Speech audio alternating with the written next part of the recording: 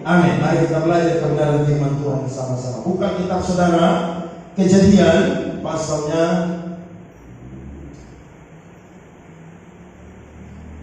yang ke-11, ayat yang pertama sampai ayatnya yang ke-9. Kejadian pasal 11 ayat pertama sampai ayatnya yang ke-9. Kita akan baca bergantian bersaut-sautan. Saudara baca dengan tegas, dengan suara yang keras, tapi agak pelan supaya semuanya bisa sama-sama. Sudah dapat Kejadian pasal 11 ayat pertama sampai ayatnya yang ke-9. Saya mulai, saudara siap ayat yang kedua. Menara Babel.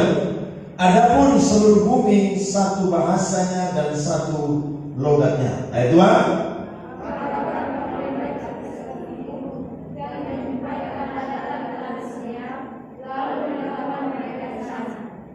Mereka berkata seorang kepada yang lain, marilah kita membuat batu bata dan membakarnya baik-baik.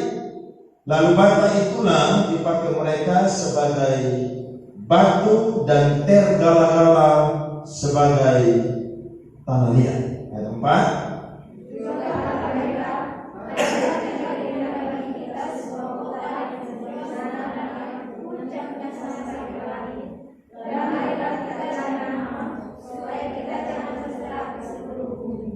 Lalu turunlah Tuhan untuk melihat kota dan menara yang didirikan oleh anak-anak manusia.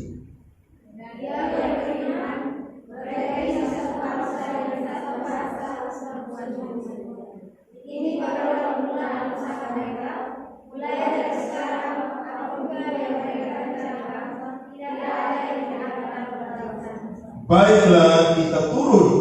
Saudara garis bawahi kalimat baiklah kita, dan mengacau balakan di sana bahasa mereka, sehingga mereka tidak mengerti lagi bahasa masing-masing. Ayat 8.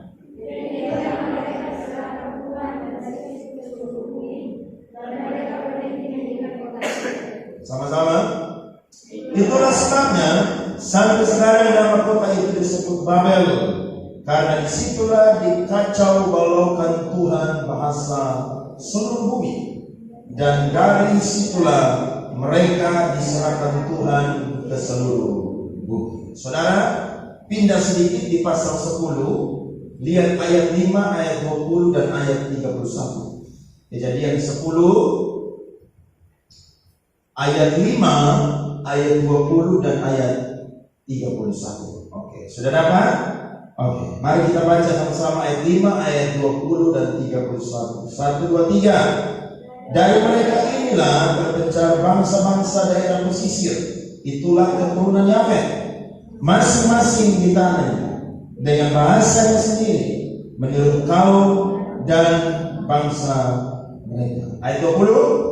Itulah keturunan Ham, menurut kaum mereka, menurut bahasa mereka, menurut tanah mereka, menurut bangsa mereka. Ayat 31. Itulah keturunan Sem, menurut kaum mereka, menurut bahasa mereka, menurut tanah mereka, menurut bangsa mereka. Amin buat firman Tuhan. Berbahagialah dan diberkatilah kita yang membaca, merenungkan dan mau melakukan kebenaran firman Tuhan. Sekali lagi, salam.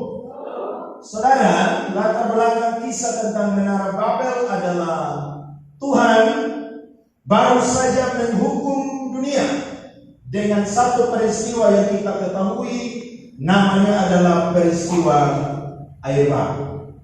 Ketika hujan terjadi 40 hari 40 malam, maka bumi saudara dipenuhi dengan air, mata-mata air semua terpecah sehingga air itu terangkat naik sampai menutupi semua gunung-gunung, sehingga tidak ada satu tempat pun yang kelihatan. Tetapi ketika genap waktunya, maka air itu kering sehingga Nuh dan keluarganya itu terdampar di satu tempat namanya pegunungan Ararat. Mereka terdampar di sana, saudara, dan akhirnya mereka hidup di sana. Mereka hidup di sana, saudara, menjadi orang-orang yang terus berkembang. Kenapa? Karena mereka beranak cucu di sana. Tapi ketika mereka mulai beranak cucu, saudara, kalau kita belajar nanti pasal 10, saudara baca di rumah, itu keturunan mereka sangat banyak. Sehingga tempat di mana mereka hidup setelah air bara itu menjadi penuh dan menjadi sesak. Ketika tempat itu saudara menjadi penuh dan sesak, maka mereka cari inisiatif supaya mereka cari tempat yang baru, supaya mereka bisa hidup di sana, karena mereka sudah terlalu penuh. Memang firman Tuhan berkata bahwa keturunan Abraham itu akan seperti bintang di langit dan pasir di laut.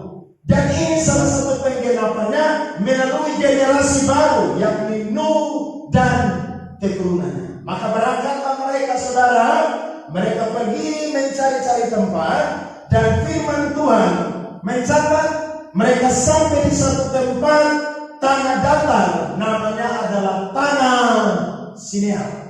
Mereka sampai di sana, saudara, mereka rasa bahwa tempat itu subur, tempat itu luas, maka mereka itu tinggal di sana. Nah, daerah Sinear adalah daerah dari Babilonia atau Babel.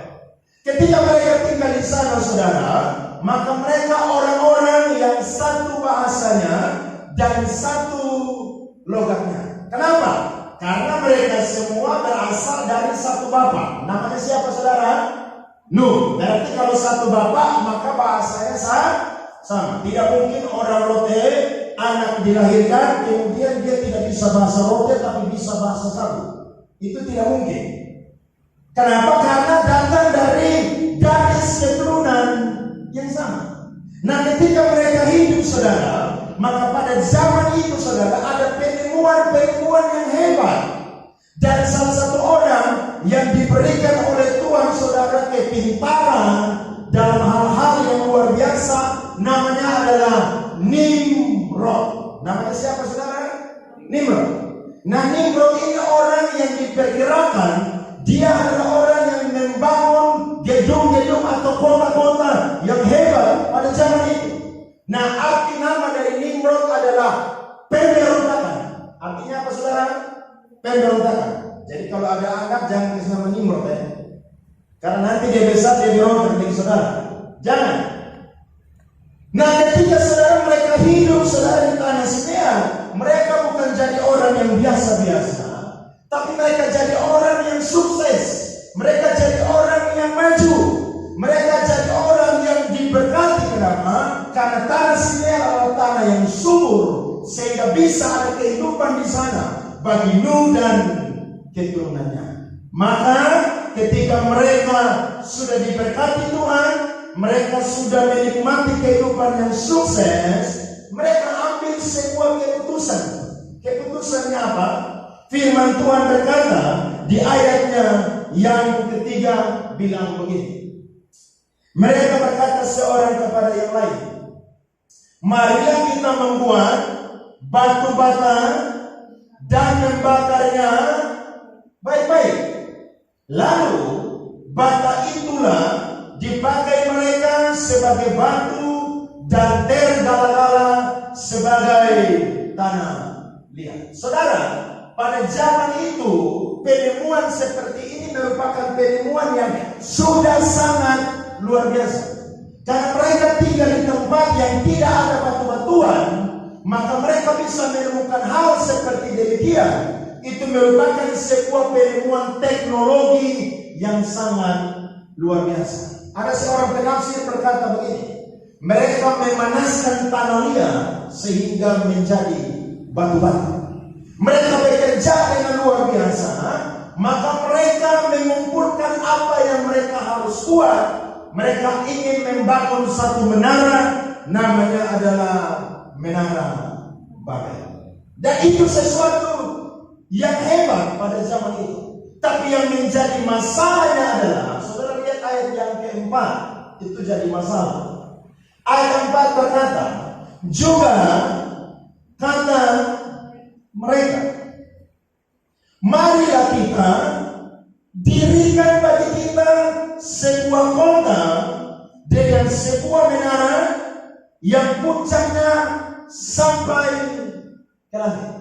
Pada zaman itu, saudara, kalau orang membangun sesuatu itu sesuatu yang hebat, yang luar biasa. Tapi motivasi mereka membangun menara ini, saudara, adalah mereka ingin menyamai Tuhan. Ingin apa, saudara? Menyamai Tuhan. Karena mereka ingin bangun sampai dia punya puncaknya itu sampai ke langit. Kemudian yang kedua adalah, dan marilah kita cari nama supaya kita jangan terserat ke seluruh bumi. Yang kedua yang salah adalah mereka melawan firman Tuhan. Kenapa mereka melawan firman Tuhan? Saudara buka Kejadian pasal 9 ayatnya yang pertama. Ketika air bah surut, maka Tuhan berfirman kepada Nuh dan keturunannya. Kejadian 9 ayat 1 berkata, lalu Allah memberkati Nuh dan anak-anaknya, serta berfirman kepada mereka, baca sama-sama, beranak cuculah dan bertambah banyaklah, serta apa, saudara? Penuhilah bumi. Beranak cucu mereka sudah menggenapi, tapi satu yang mereka mau melawan Tuhan. Mereka tidak mau terserah, mereka mau saja ingin berkumpul, sehingga menimbulkan sikap egosentris di dalam kehidupan mereka. Nah, sifat kesombongan ini, saudara, sangat dibenci oleh Tuhan.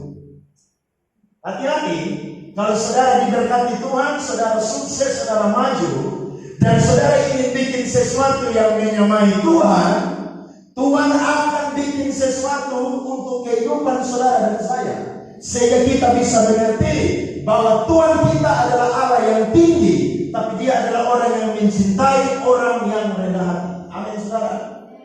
Tuhan tidak mau Nuh dan keturunannya menyamai Allah, karena satu-satunya yang tinggi adalah Allah yang ada di surga, namanya Yahweh pada waktu itu. Sehingga Tuhan tidak mau, maka Tuhan melihat apa yang mereka perbuat tidak berkenan di mata Tuhan. Nah, ada seorang teolog pada abad ke-12 namanya Thomas Aquinas. Dia berkata begini, kesombongan adalah tuan dari dosa. Kesombongan adalah bapa dari apa, saudara? Segala dosa. Sekali lagi, kesombongan adalah bapa dari segala dosa. Kalau kesombongan adalah bapa, berarti pasti bapa akan melahirkan dosa-dosa kesombongan. Betul, saudara? Saya catat yang pertama. Apa kesombongan dari bagian yang pertama? Bagian yang pertama adalah kesombongan akan melahirkan sikap superioritas. Apa itu sikap superioritas? Sikap superioritas adalah merasa lebih unggul atau lebih dari orang lain. Saudara pasti ketemu dengan orang begini. Ketemu dengan orang begini, saudara, dia itu maunya lebih hebat dari orang lain. Pokoknya tidak ada orang yang lebih dari dia dalam segala hal. Tidak boleh ada. Kenapa? Karena dia punya sikap seperti demikian yang membuat dia merasa unggul lebih daripada orang lain. Saya percaya. Coba saudara foto, kemudian habis saudara foto pakai kamera, saudara ambil handphone. Kira-kira saudara lihat siapa punya muka terlebih dahulu. Saya yakin saudara dan saya bermuka, betul? Saya yakin, saya mungkin.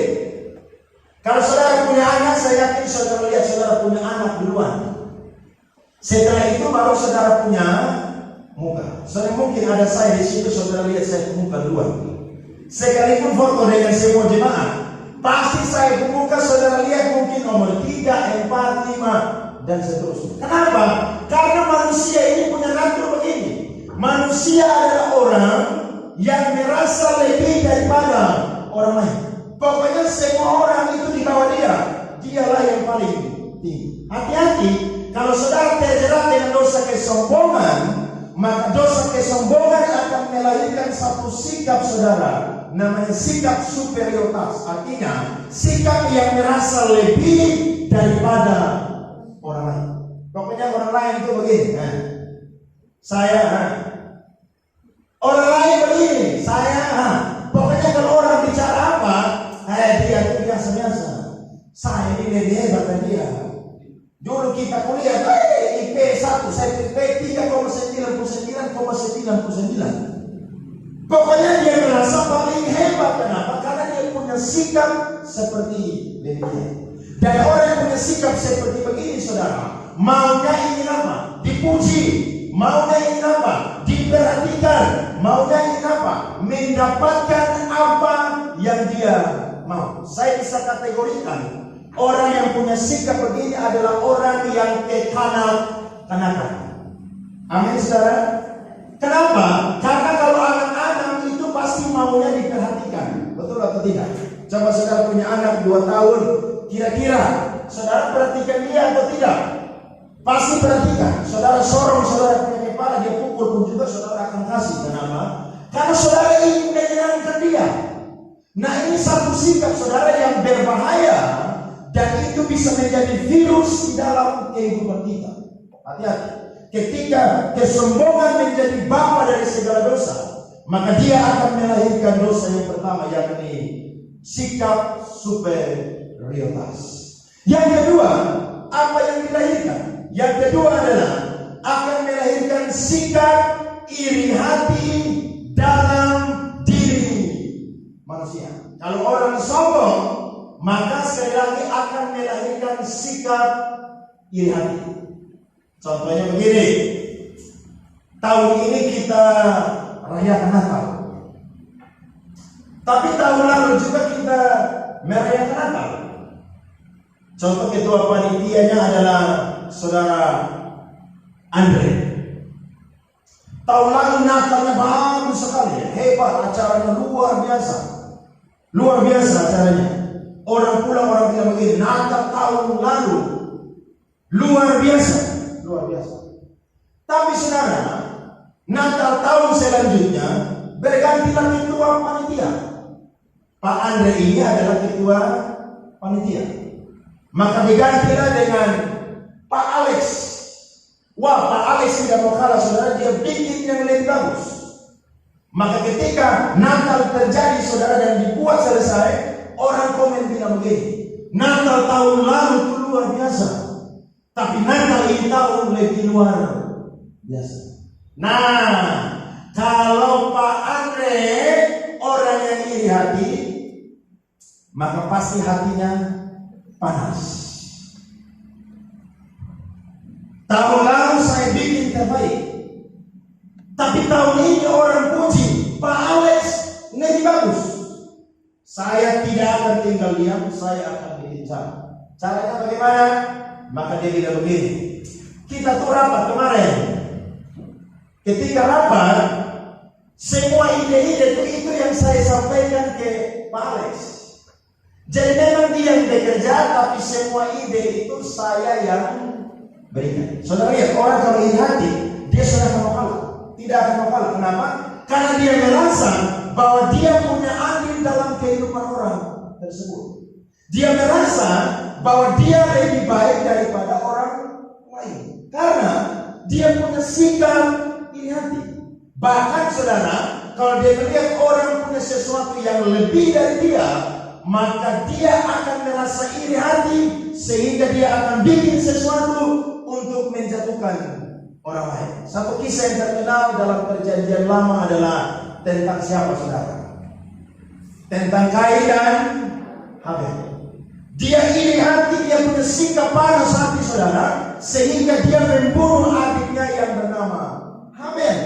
Bahkan juga saudara, Saul itu iri hati dengan Daud, sehingga dia membunuh mengejar yang namanya Daud untuk membunuh Daud. Dia tahu bahwa orang memuji Daud itu membunuh yang namanya berlaksa-laksa tapi Saul hanya membunuh beri-beri. Hati-hati ketika saudara punya sikap seperti demikian, maka saudara akan jadi orang yang tidak bisa lihat orang lain senang. Orang lain senang, saudara susah. Orang lain susah, saudara senang. Karena iri hati. Dan sikap yang ketiga yang berbahaya adalah akan melahirkan sikap membangun benteng perlindungan diri dari koreksinya Allah dan koreksinya manusia. Ingat, orang sombong dia tidak akan pernah mau dikoreksi. Lihat, ini virus berbahaya. Orang sombong, saudara, ketika dia salah orang bicara, dia tidak akan mau dikoreksi. Kenapa? Karena dia bangun benteng perlindungan bagi dirinya. Dia merasa bahwa apa yang dia perbuat itu semuanya baik.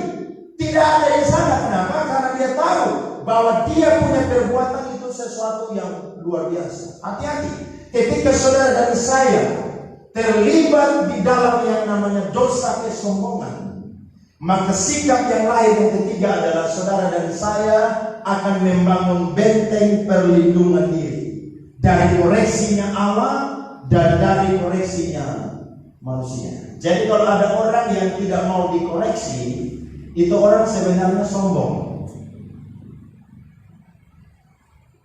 Itu orang kalau saudara tegur dan tidak mau terima teguran, maka orang itu adalah orang yang sombong. Kenapa? Karena dia merasa bahwa dia sudah baik dan tidak perlu lagi untuk ditegur. Padahal nasihat dan teguran itu saudara seperti tongkat yang membimbing kita. Sehingga ketika kita salah, maka kita harus ditegur supaya kita kembali kepada jalan yang benar. Kalau saudara baca kita, orang-orang yang Tuhan sayang, saudara, pasti Tuhan akan yang namanya menegur. Contohnya anak yang terhilang, ketika dia sudah pergi, saudara, dia foya-foya, maka Tuhan tegur dia lewat apa? Bencana yang terjadi. Sehingga kelaparan, tidak punya uang, dia bekerja melamar menjadi seorang penjaga babi. Mau makan makanan ampas babi saja, dia tidak dapat. Kemudian apa yang dia perbuat? Dia sadar, dia berkata kepada dirinya sendiri, aku sudah berdosa kepada surga dan kepada Bapa. Aku akan pulang dan aku akan minta ampun kembali kepada Bapakku. Dia sadar bahwa dia sudah melakukan yang namanya kesalahan. Hati-hati. Kalau ada di antara saudara di tempat ini yang tidak mau ditegur, maka saudara masuk dalam kategori orang yang apa, saudara? Sombong. Coba lihat kiri kanan gini begini. Jangan anti teguran.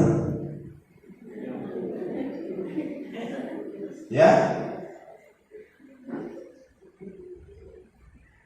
Kalau saudara berteman, ada teman yang tegur saudara melakukan kesalahan, ini teman sayang saudara. Amin. Karena firman Tuhan berkata, seorang lawan mencium dengan berlimpah-limpah, tapi seorang sahabat menampar. Artinya apa? Ketika saudara diberi nasihat, artinya orang itu sayang kepada saudara. Dan ketika Tuhan menegur saudara dan saya, artinya Tuhan tidak mau saudara kembali hidup dalam dosa-dosa yang lama, tapi Tuhan mau supaya saudara hidup dalam kehidupan yang baik. Sikap yang ketiga ini sangat berbahaya. Nah, ini yang terjadi saudara dengan Nuh dan keturunannya. Allah melihat bahwa ini sesuatu yang buruk, maka apa yang Allah perbuat? Lihat ayat yang kelima, Kejadian 11 ayat yang kelima berkata, lalu turunlah Tuhan untuk melihat kota dan menara yang didirikan oleh anak-anak manusia. Dan ia berfirman, mereka ini satu bangsa dengan satu bahasa untuk semuanya. Ini barulah permulaan usaha mereka. Mulai dari sekarang, apapun juga yang mereka rencanakan, tidak ada yang tidak akan dapat terlaksana. Tuhan melihat bahwa kesombongan adalah dosa yang paling dibenci oleh Allah. Maka Allah harus turun tangan untuk meresponi apa yang sudah diperbuat oleh keturunan-keturunan daripada Nuh. Allah turun tangan, maka apa yang Allah perbuat saudara? Allah mengacaukan bahasa mereka. Allah tidak robohkan menara Babel, tapi Allah mengacaukan bahasa mereka. Pada waktu itu mereka satu bahasa dan satu logat. Nah, kalau Allah sudah mengacaukan bahasa mereka, bagaimana mereka berbicara satu dengan yang lain? Pasti tidak akan nyambung, betul saudara? Kenapa? Karena satu dengan satu tidak bisa mengerti lagi.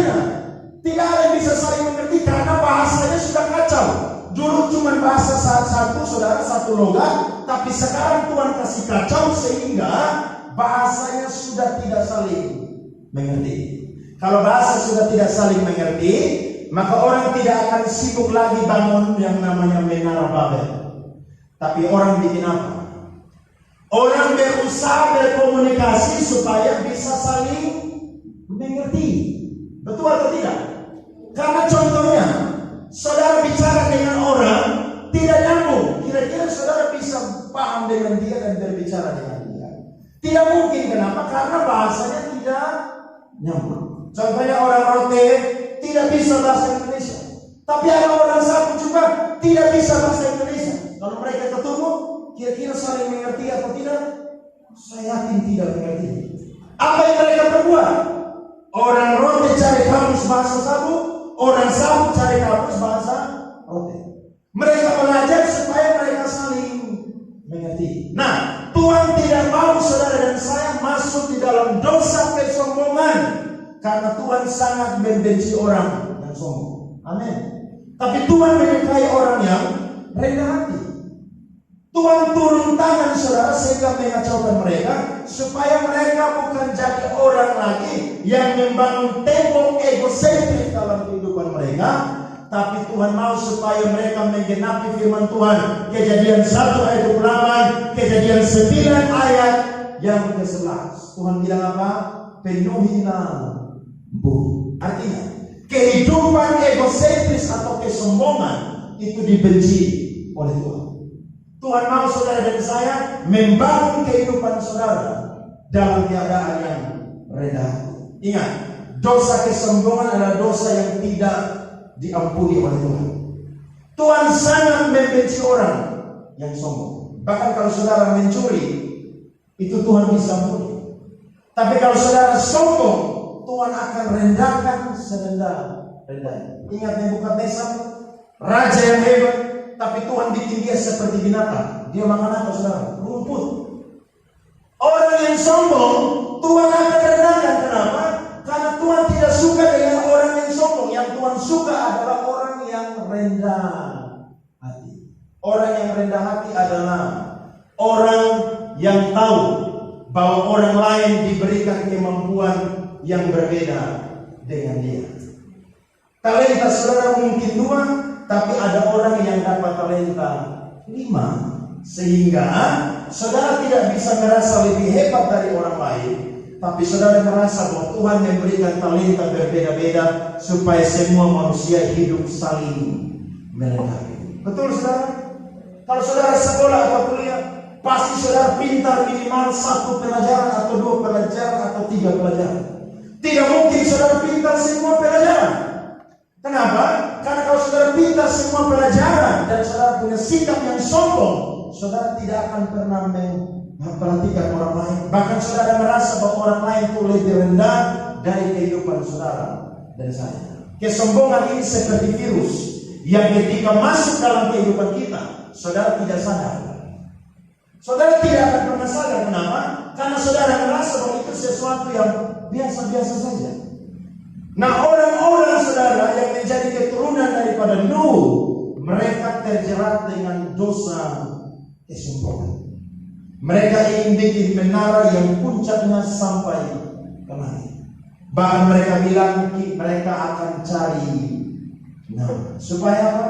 Mereka tidak berpisah, tapi mereka berkumpul. Begitupun juga di gereja. Kalau saudara ada di gereja, saudara tidak bergaul dengan yang lain, maka saudara akan jadi orang yang kesepian di tengah keramaian. Orang mau dekat dengan saudara, orang bingung. Kenapa? Karena saudara membangun tembok tidak bisa dekat dengan orang lain. Orang yang rendah hati adalah orang yang buka diri dengan orang lain. Betul? Dia mau bergaul dengan sesama, ya, bisa terima nasihat, bisa terima masukan. Contoh, firman Tuhan itu seperti cermin. Kalau saudara punya hidup mau dimurnikan, mau dibersihkan, mau rapi, maka saudara harus baca firman Tuhan. Saudara datang ke gereja pasti lihat cermin. Atau ada yang tidak lihat cermin? Lihat. Berapa kali lihat? Ulang-ulang. Sementara saudara pulang, ada acara keluarga. Saudara mau ke acara keluarga. Saudara sudah pakai pakaian terakhir, apa yang saudara buat? Lihat cermin. Supaya saudara punya penampilan sudah cocok atau belum. Baju dengan celana sudah matching belum. Ya, rambut sudah rapi belum. Ibu-ibu mungkin bedak atau lipstick atau yang lain sebagainya sudah pas atau belum. Saya yakin saudara akan 1 jam minimal di dalam kamar untuk rias saudara sendiri. Dan apa yang saudara buat? Saudara akan perhatikan cermin supaya itu bisa memberikan gambaran kira-kira apa yang kurang dari saudara sendiri. Tapi coba, saudara mau ke gereja hari ini, saudara lihat cermin. Tapi pulang sebentar acara ke mana, saudara tidak lihat cermin. Kira-kira apa yang terjadi? Pasti orang lihat saudara, orang ketawa, mungkin ada yang kurang. Tapi tidak masalah. Tapi besok lagi saudara mau kerja atau mau kemana, tidak lihat cermin lagi. Lusa juga tidak lihat cermin. 1 bulan tidak lihat cermin. 2 bulan tidak lihat cermin.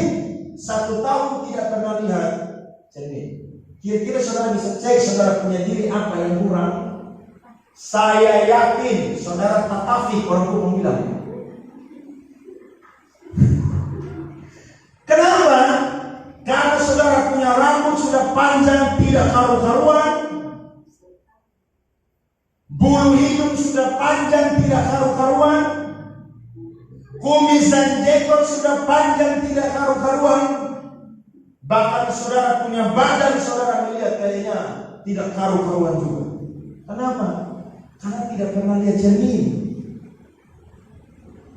Nah, Tuhan mau supaya saudara dan saya itu mau dikoreksi seperti cermin yang mengkoreksi diri manusia. Artinya ketika kita bikin salah, kita berbuat kesalahan, kita harus cek bahwa Tuhan itu sayang kita, sehingga Tuhan mau koreksi kita. Dan juga manusia, teman-teman seiman, pemimpin-pemimpin rohani, ketika melihat saudara salah, maka saudara harus belajar untuk buka diri supaya saudara bisa menerima yang namanya teguran. Kalau saudara tidak mau menerima teguran, maka saudara masuk dalam kategori orang yang apa saudara? Sombong. Hati-hati ya, hati-hati. Ini virus yang berbahaya. Kenapa?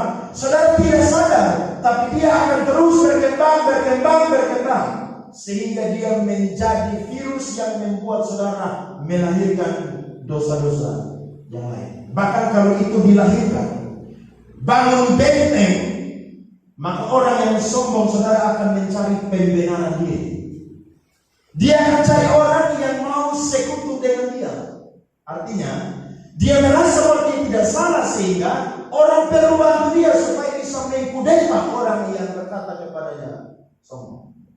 Orang yang sombong Tuhan sangat membenci. Hati-hati, saudara dan saya menjadi orang yang rendah hati. Ketika Tuhan berkati, saudara harus rendah hati. Ketika saudara sukses, saudara harus rendah hati. Kenapa? Karena kesombongan ini bukan cuma menyerang orang biasa, tapi orang Kristen diserang. Bahkan pendeta sekalipun juga saudara tidak akan lepas dari yang namanya dosa kesombongan. Ini bahaya saudara. Karena ketika orang mulai sombong saudara, maka dia merasa bahwa dia lebih hebat dari orang lain. Dia merasa lebih daripada orang lain. Ada satu cerita pernah saya dengar. Ada seorang pendeta di Afrika Selatan. Ketika dia lulus sekolah teologi, maka dia menggembalakan sebuah gereja yang baru dirintis.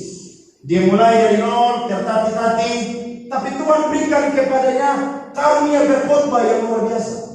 Seketika dia berkhotbah, karismanya sangat luar biasa. Jemaat mulai bertambah tahun demi tahun dan akhirnya gereja menjadi besar. Ketika gereja menjadi besar, maka 20 tahun kemudian diangkat dia menjadi ketua sinode di sinodenya. 20 tahun kemudian. Dan ketika dia menjadi ketua sinode, saudara, sikap arogannya mulai muncul. Orang yang tidak mengikuti dia punya arahan, dia akan tekan luar biasa. Dia mulai sombong, dia mulai lupa bahwa ketika dia jadi hamba Tuhan, Tuhan yang pilih dia, Tuhan yang berkati dia punya pelayan, bahkan Tuhan yang kasih urapan karisma dalam dia punya kehidupan. Dia jadi sombong, tiba-tiba saudara, dia mendapatkan beasiswa untuk studi lanjut di Amerika Serikat. Dia senang luar biasa, dia cerita kepada semua orang, dia bilang ini, saya dapat beasiswa untuk studi lanjut di Amerika. Maka berangkatlah dia ke Amerika bawa 3 koper yang besar. Kenapa? Karena studi bertahun-tahun di sana. Dia bawa 3 koper saudara, berangkat dari Afrika Selatan, landinglah dia di Amerika Serikat. Ketika dia sampai di bandara saudara, dia pesan taksi dan dia berangkat ke tempat tujuan di mana dia kuliah. Sampai di sana ternyata kuliah atau kampus itu lagi libur, jadi tidak ada mahasiswa. Dia marah saudara karena dia pendeta besar, ketua sinode di Afrika Selatan. Masa saya sampai di Amerika tidak ada orang yang sambut saya di kampus ini.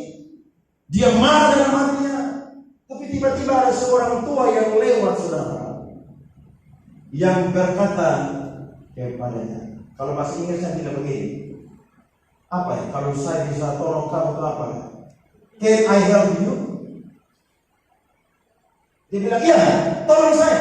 Saya pendeta besar di Afrika Selatan. Saya dapat beasiswa untuk kuliah di kampus ini. Tapi kenapa saya datang tidak ada satu orang pun yang sambut saya? Dosen dan juga mahasiswa yang tidak sambut saya. Maka kakek tua ini berkata, saya bantu antar ke ruangan atau kamar di mana Bapak akan menginap dan kuliah di sini.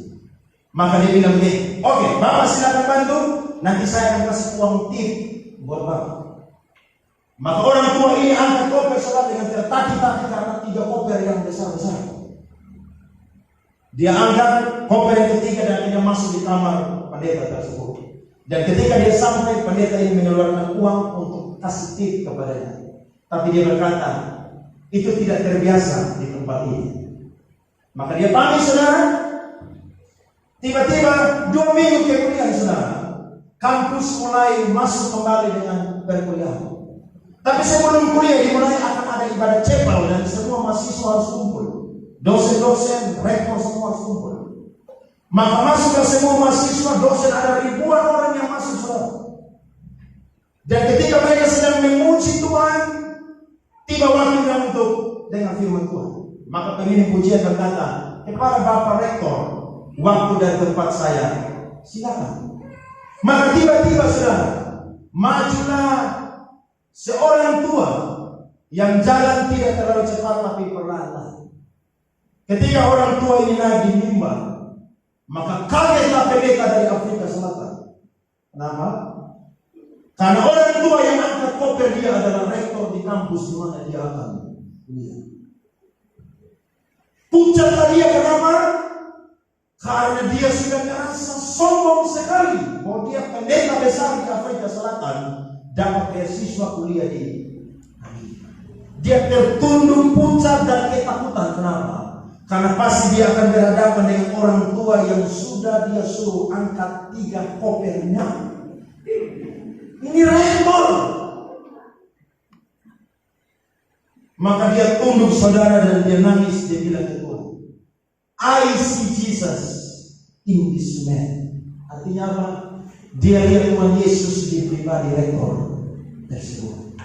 Walaupun dia rektor, tapi dia rela tolong pendeta ini dari Afrika. Dia angkat berapa koper saudara? Saudara mau angkat 3 koper ketemu orang di bandara? Susah saya yakin. Tapi kalau orang yang rendah hati, saya yakin itu tidak ditonjolkan dari hal-hal yang dari luar, tapi selalu hal-hal yang dari mana saudara? Dari dalam. Dia nangis. Ternyata kesombongannya dihancurkan oleh kerendahan hati dari rektor tersebut. Saudara, kalau saudara sombong hati-hati, akan tiba waktunya Tuhan akan merendahkan saudara dan saya. Jangan pernah jadi orang yang sombong. Jadilah orang yang apa saudara? Rendah hati.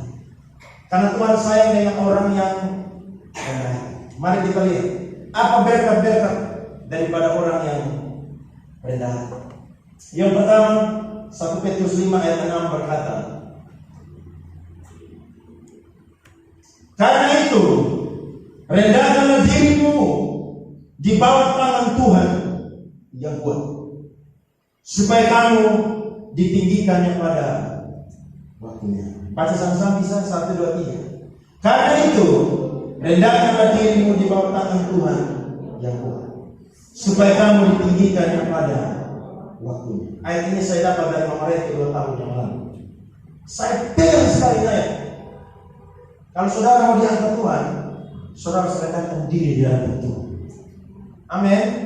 Tuhan akan angkat saudara. Saudara mau orang biasa, saudara tidak punya gelar yang tinggi, ekonomi biasa, kalau Tuhan mau angkat saudara, Tuhan pasti akan angkat saudara. Saya sudah kesaksian 2 bulan lalu. Ada orang yang saya kenal di Bandung, saudara, yang jadi saya punya sahabat di gereja. Bahkan kedua orang tua ini, saudara, punya 3 orang anak. Satu namanya Yedi, satu namanya Moses, satu namanya Kesia. Saya ajar mereka main piano karena mereka punya bapak dan mama ingin Andre ajar 3 orang anak ini supaya mereka bisa main piano dan pelayanan di gereja. Saya ajar mereka kurang di tahun 2007-2008. Maka 2008 ketika saya wisuda, saya pulang meninggalkan Bandung ke Kupang, kemudian Kupang ke Jakarta. Berpisah sejak tahun 2008 bulan Desember. Tidak pernah ketemu. Tapi saya kaget, saudara, 2 bulan yang lalu mamanya ketemu saya di Facebook. Dan mamanya inbox saya berkata, "Salam Andre, apa kabar? Tante dia sudah jadi pendeta ya." Saya bilang, "Puji Tuhan Tante, saya sudah jadi pendeta, tapi baru saja. Karena saya selari 7 tahun yang lalu Tuhan tangkap lagi dan jadi pendeta." Dia bilang, "Puji Tuhan." Terus dia bilang begini, "Tante mau nawari, ada beasiswa nih, kuliah di Amerika." Saya bilang, "Amerika? Saya tidak bisa bahasa Inggris. Saya kuliah di sekolah dulu jurusan bahasa, ya. Tapi saya cuma tahu yes dan no, stay and please. Dulu kembali selesai. Tidak bisa apa-apa. Tapi ketika saya ditawari itu, saya bilang, ya saya pikir-pikir dulu lah. Tapi 4 hari yang lalu, saudara, anaknya telepon saya. Dia video call dengan saya, dia bilang, "Salam Kak Andre, apa kabar? Aduh, terima kasih sudah kontak. Akhirnya kita ketemu lagi ya, kurang lebih 12 tahun kita tidak ketemu." Terus bicara-bicara, dia bilang begini, "Saya sudah dengar dari Mami, katanya Kak Andre mau terima tawaran untuk kuliah S2 di Amerika, di Los Angeles." Bukan di atas ya, tapi Los Angeles. Saya bilang, "Aduh Yedi, saya ini mau, tapi yang pertama saya tidak punya uang. Kenapa kan bayar pakai dolar? Wah ini 1 semester bisa puluhan juta, malah 1 juta uang dari mana? Yang kedua saya tidak bisa bahasa Inggris. Nah yang kedua ini bisa dipelajari, tapi yang pertama ini tidak bisa didapat." Maka dia bilang begini, "Kak Andre tenang aja, kalau Kak Andre mau kuliah, saya akan cari sponsor buat Kak Andre. Di Amerika ada banyak orang kaya yang saya kenal." Saya bilang, "Kalau boleh, maka kasih link saya untuk saya daftar." Saya dapat link, saya daftar, saudara. Saya mungkin yang saya bisa dapat isi. Yang tidak saya mengerti, maka saya kasih kosong untuk follow semua. Karena yang tidak mengerti, bagaimana orang sudah bisa 12 tahun dengan saya tidak pernah kontak, tapi Tuhan bisa menggerakkan dia tinggal di Amerika Los Angeles, kontak saya yang ada di Kota Kupang, yang ada di Osimogo, yang ada di Nama saya, yang di Kelurahan Alak sana. Saya tidak bisa bayangkan Tuhan punya cara kerja. Akhirnya saya apply, maka orang administrasinya balas, namanya Mission Lee. Dia balas pakai bahasa Inggris, saya bingung. Cari-cari kamus, tidak ada kamus. Bagaimana ini saya menjawabnya? Maka saya mulai ingat vocabulary yang pernah saya pelajari. Puji Tuhan, saya ingatan cukup kuat. Jadi saya mulai ingat, maka saya balas dia. Terus saya bilang, "Sorry, I'm English not fluent." Artinya saya bahasa Inggris kurang lancar. But I want to read supaya beta bahasa Inggris jadi lancar gitu. Oh, no problem, thank you, thanks for your response. Saya bilang puji Tuhan, selesai. Dia kirim semua persyaratan, akhirnya saya kontak dosen di Bandung, saya kontak Pak Gilenius untuk bikin rekomendasi dalam bahasa Inggris, translate, dan nanti saya kirim. Mereka bilang nanti bulan Februari awal sudah mulai kuliah. Saya tanya saya punya teman atau anak murid namanya Yedi, benar mau sponsor Pak Andre? Kalau Pak Andre udah isi, udah bisa, nanti saya akan cari sponsor Tuhan. Saya sudah 2 tahun setengah mau ambil S2, saya bilang Tuhan kalau benar saya mau S2, Tuhan kasih saya sponsor. Dan buktinya Tuhan mulai buka jalan satu demi satu. Saudara lihat Tuhan itu luar biasa, amin. Kalau saudara belajar melayani dengan rendah hati, tidak cari motivasi yang apa, saudara penuh dengan pengabdian, Tuhan bisa angkat saudara ke kehidupan. Saya punya mimpi yang mungkin bisa kuliah di Jogja, di Malang, Surabaya. Tapi kalau kehendak Tuhan saya dapat sponsor bisa kuliah, ini sesuatu mujizat yang luar biasa. Amin. Saudara mau diangkat Tuhan, mau ditinggikan Tuhan. Yang pertama apa saudara? Rendah. Yang kedua, pahala yang kedua adalah Amsal 22 ayat 4. Amsal 22 ayat 4 berkata 1, 2, 3, ganjaran kerendahan hati dan takut akan Tuhan adalah kekayaan, kehormatan, dan kehidupan. Saudara lihat orang yang rendah hati itu akan jadi orang yang diberkati Tuhan. Berkatnya bukan hanya rohani, tapi berkatnya bisa besar, jasmani. Kekayaan Tuhan beri. Saudara lihat Abraham, ketika Tuhan panggil dia tidak bantah-bantah dengan Tuhan, tapi dia rendah hati mengikuti perintah Tuhan. Dia berjalan berpindah-pindah saudara. Dan ketika dia melakukan itu, 25 tahun kemudian dia melihat bahwa janji Tuhan digenapi dalam dia punya kehidupan. Orang yang rendah hati akan diberkati oleh Tuhan. Kekayaan, kehormatan, dan apa saudara? Kehidupan. Dan ganjaran yang ketiga, saya catat Amsal 29 ayat 23. Amsal 29 ayat 23. Keangkuhan merendahkan orang, tetapi orang yang rendah hati menerima pujian. Orang yang rendah hati menerima apa saudara? Pujian. Ada satu quotes menarik, bunyinya begini. Orang yang pandai akan selalu mendapatkan juara atau menjadi juara. Tetapi orang yang rendah hati akan selalu disayangi dan dicintai. Saudara menjadi orang yang rendah hati. Kalau orang rendah hati itu dicintai dan disayangi. Orang bilang begini, kalau tidak ada dia, tidak ramai. Artinya saudara pintar itu bagus, tapi kalau saudara sombong, saudara akan dicintai oleh orang. Ya, kalau kita suka nonton balap, kita suka dengan Valentino Rossi. Dia pembalap yang orang bilang sangat rendah hati. Makanya ada satu semboyan, no Rossi, no party. Artinya sekalipun dia kalah, tapi kalau dia rendah hati, orang cinta dia. Walaupun dia setua, tapi orang tetap fans dengan Valentino Rossi. Kenapa? Karena dia rendah hati. Orang lain menang saudara, dia lewat dia kasih salam di orang lain. Padahal dia juara dunia 9 kali, legenda MotoGP. Tapi ketika orang menang, dia pergi kasih selamat saudara. Kan dia tahu apa? Semua orang punya masa. Dia habis masa. Sekarang orang bermasa. Iya toh? Sesuatu yang biasa. Artinya apa? Kalau saudara hebat, orang puji saudara. Tapi kalau saudara rendah hati, orang akan sayang dengan saudara. Orang cinta dengan saudara. Dan yang terakhir, yang keempat, ganjaran dari kerendahan hati adalah Amsal 3 ayat 34. Amsal 3 ayat 34 berkata, apabila ia menghadapi pencemooh, maka ia pun mencemooh. Tetapi orang yang rendah hati dikasihi. Orang yang rendah hati apa? Tuhan kasih. Tuhan sayang saudara. Saya yakin seperti air yang mengalir dari tempat yang tinggi ke tempat yang rendah, demikian juga orang-orang yang ada di tempat yang rendah.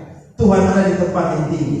Tuhan akan mengalirkan berkatnya kepada orang-orang yang rendah hati. Kalau saudara mau sukses, mau diberkati, jadilah orang yang rendah hati. Tapi ketika jadi orang yang sukses diberkati, ingat, jauhilah diri saudara dengan dosa kesombongan. Karena ketika saudara sombong, akan melahirkan dosa-dosa yang lain yang berdampak buruk dalam kehidupan saudara dan saya. Tuhan turun tangan, maka keturunan daripadamu dikacau balau. Mereka tidak satu lagi, tapi mereka bersama. Tuhan mau supaya kita belajar bahwa kita menjadi orang yang rendah hati melayani para penjaga. Amin saudara. Beri tepuk tangan buat Tuhan. Mari kita bangkit berdiri.